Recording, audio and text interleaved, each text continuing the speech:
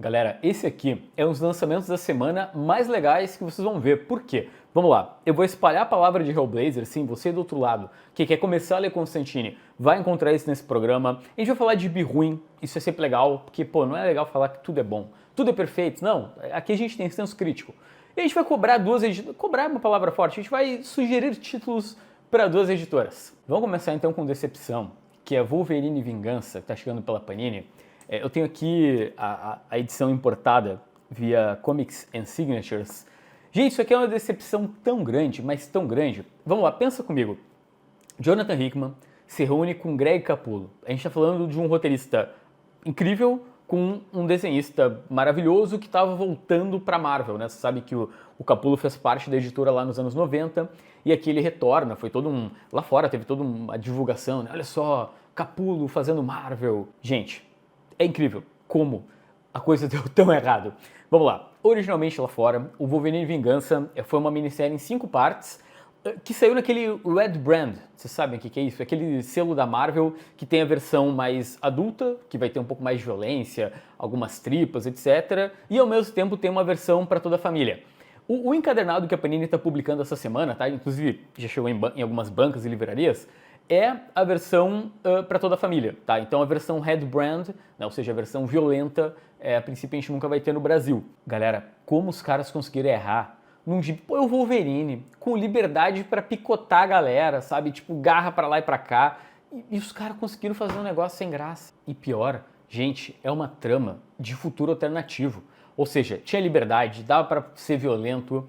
Bom, aqui na história, o asteroide M, né, o asteroide lá do Magneto, cai na Terra e isso desativa a energia, né? Ou seja, as pessoas não têm mais energia elétrica, até que o Nick Fury, o Soldado Invernal, eu não lembro o time, acho que é Capitão América, Soldado Invernal e Wolverine, comandados pelo Nick Fury, eles descobrem uma forma de restaurar a energia, só que ao mesmo tempo isso é uma emboscada, e aí vários vilões do Wolverine se juntaram para, vamos dizer assim, né, tentar derrotar esse herói. Talvez o principal problema é que o Wolverine, ele faz coisas muito fora, né? Basicamente ele vai colocar em curso uma grande vingança ao longo do quadrinho, mas é muito fora do personagem, sabe? Ele faz coisas ali que tu diz, cara, calma aí, cara, esse aí não é o Wolverine. E aí tem o Deadpool também na história, só que aí tu vê o Deadpool agindo e fala, cara, não, o Deadpool ele não faria dessa forma. Em resumo, não recomendo, sai em 144 páginas, capa cartão pela Panini, com a tradução do Yuri Primitz. Vamos falar de algo legal? Galera, essa parte, ela é muito nostálgica pra mim. Por quê? Vamos lá, estamos falando do volume 13 de Hellblazer, edição de luxo da Panini, que eu sei que é uma coleção longa, aí tu vai dizer, Vini, pô, mas eu não quero fazer uma coleção de, acho que são 26 ao todo, né? Pô, estamos na metade. É muita coisa. Mas a boa notícia é que se você quer ler uma excelente fase do Constantine, e eu imagino que a Panini não vai republicar depois em outros formatos todas as fases, esse encadernado, volume 13, ele tem início, meio e fim, no sentido de que ele completa um período do personagem. Eu vou aproveitar o momento do programa para... Eu vou contar um pouco de uma história meio pessoal minha. Vocês sabem que a primeira vez que eu ouvi falar no Constantine foi por conta do filme. Eu achei legal pra caramba, né? Pô, olha só, né? Esse personagem, Keanu Reeves, essas armas que matam demônios. E eu comecei a ler alguns quadrinhos do Constantine e eu não consegui me apegar. Porque eu olhava, cara, isso é muito diferente do que eu vi no filme. Sim, porque a minha referência naquela época era o filme, né? Eu li alguma coisa, não me animei muito. Aí deu um tempo e eu descobri que o Warren Ellis, que é o meu roteirista favorito, né, o cara que fez Planetary, enfim, 1 milhão de quadrinhos que eu amo, ele teve um período, né, escrevendo o Hellblazer. E eu, ok, né, vou ler a fase Warren Ellis. E ali eu me apaixonei. Meio que foi através daquele gibi que vocês viram esse monte de vídeo aqui no canal, né? Eu acabei me tornando um grande fã, né, da revista Hellblazer. Para quem não lembra, esse encadenado da Panini pega aquela fase Assombrado, que a editora lançou em 2 volumes, em capa cartão. E, bom, o Assombrado é o primeiro arco, que é a única história longa que o Warren Ellis escreve, acho que tem umas 6 partes. E aí a gente vê o John investigando a morte de uma ex-namorada.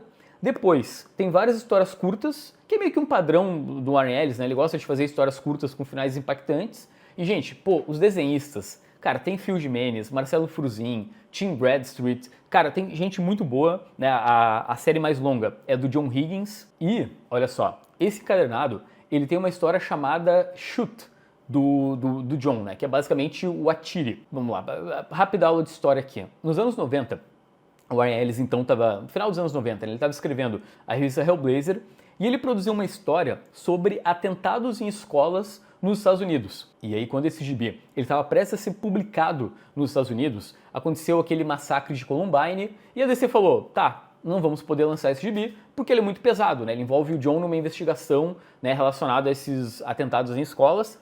O Warren Ellis, ele sai do gibi, então ele interrompe uma das fases mais incríveis de todos os tempos. Aí 10 anos depois, a DC publicou numa revista especial, até a própria Panini lançou, lá fora era Vertigo Resurrected.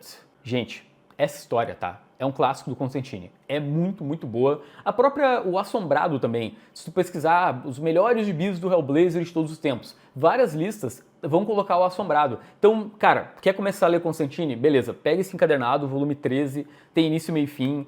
O desenho, tá? É um quadrinho bem adulto, tá? Ele é bem pesado, ele trata de temas pesados. Talvez o desenho do John Higgins tenha gente que estranhe num primeiro momento.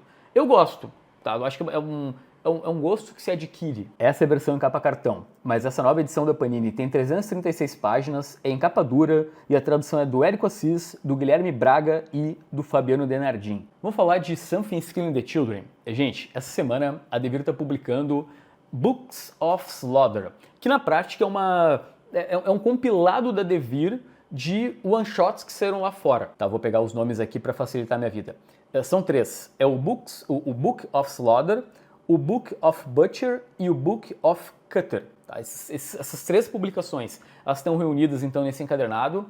Gente, meio que assim, é um pouco de quadrinho e um pouco um source book. Sabe aqueles livros para expandir o universo? Talvez, tá? Tu ouvindo isso, tu diga, pô, soa meio safado por parte dos autores. Os caras querem fazer um livro misturado com um gibi. Cara, eu já tive acesso, tá? Eu fui na coleção do meu querido amigo Gabriel Costa, e são livros muito legais, porque tem quadrinho, inclusive a maior parte das histórias são desenhadas pelo Wertel Deldera, que é o mesmo cara do Something's Killing the Children, tem roteiros do James Tynion, né? Então, sim, é a equipe criativa do gibi, só que ao mesmo tempo ele vai explicar muita coisa sobre a Ordem de São Jorge, né? Ele vai explicar a questão das máscaras, vai expandir, né? Tem muita coisa que a gente vê no Something's Killing the Children, lá nas histórias da Erika, que não estão exatamente explicados, meio que tu vê, beleza, eu vi uma cor de máscara, tá, mas o que significa aquela casa? Tem toda uma hierarquia dentro da Ordem de São Jorge que vai ser explicada, e ao mesmo tempo é legal que é uma história que ela se passa logo depois ali do primeiro arco e se encaixa, sabe, faz parte da cronologia do Something's Killing the Children.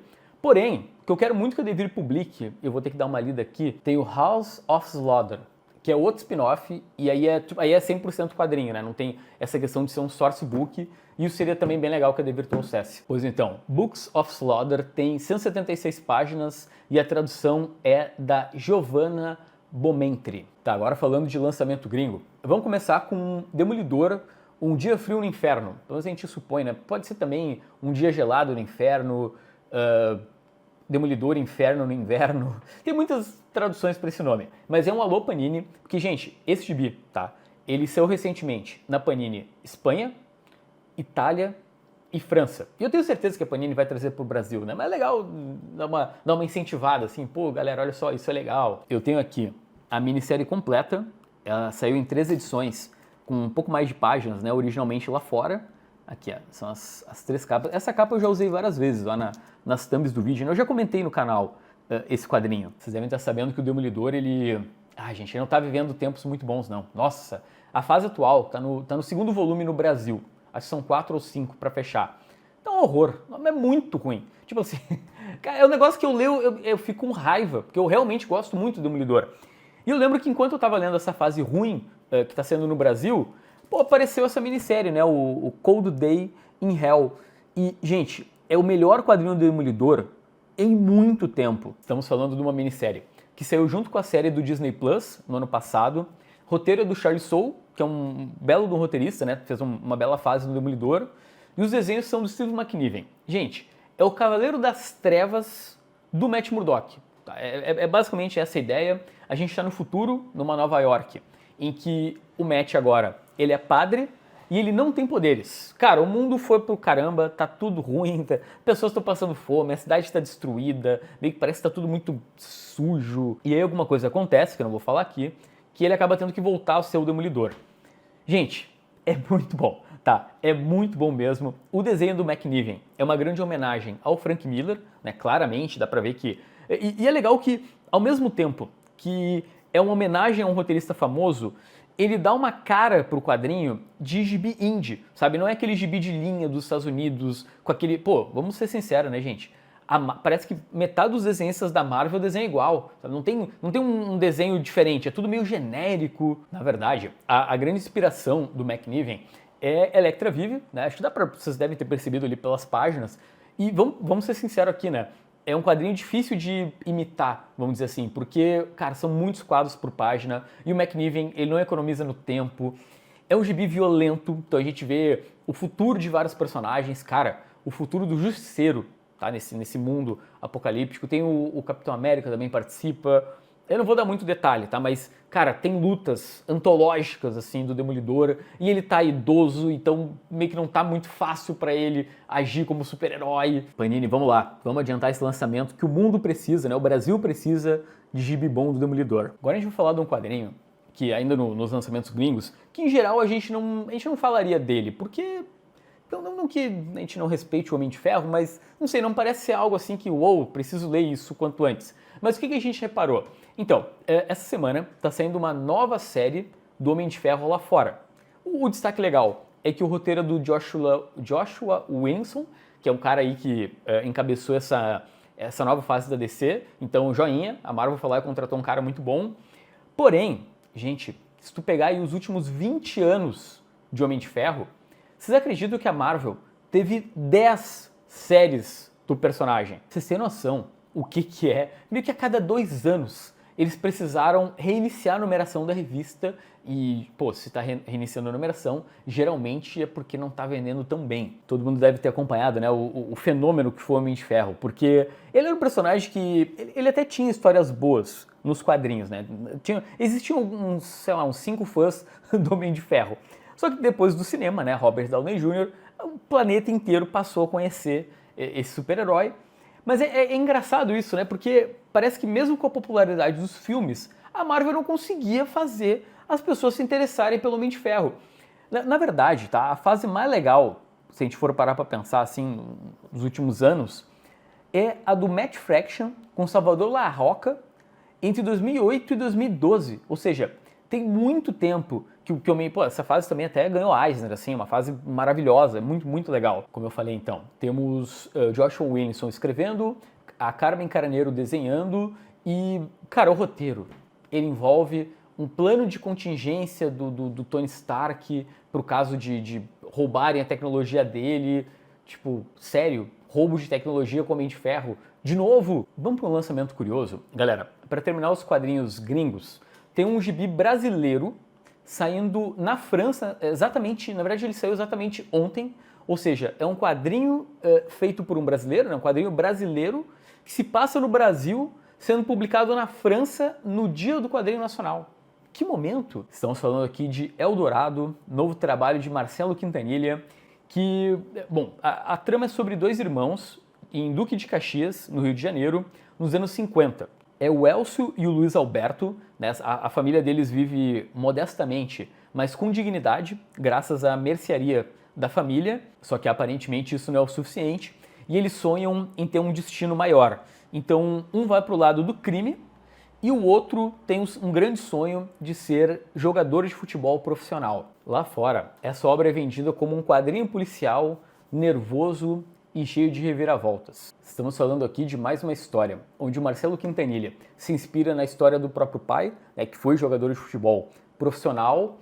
E, bom, cara, por um lado é muito legal, né, ver um quadrinho brasileiro sendo o primeiro na França, mas por outro, pô, precisamos desse anúncio o quanto antes. Alô, Editora Veneta. Vamos lá para a lista de rapidinhas. Eu vou começar com o listão da Panini Point, que tem O Mundo Sob Destino, edição número 3, a Saga da Liga da Justiça, edição número 5, de um total de 28.